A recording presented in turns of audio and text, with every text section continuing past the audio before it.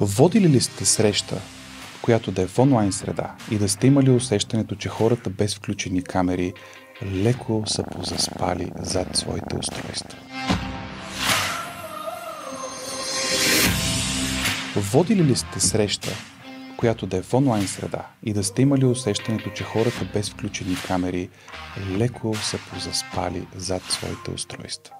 Ако е така, съответно, мога да ви покажа няколко интересни техники, с които да задържате вниманието на аудиторията малко по-дълго и съответно как да направите кадъра бомбонест.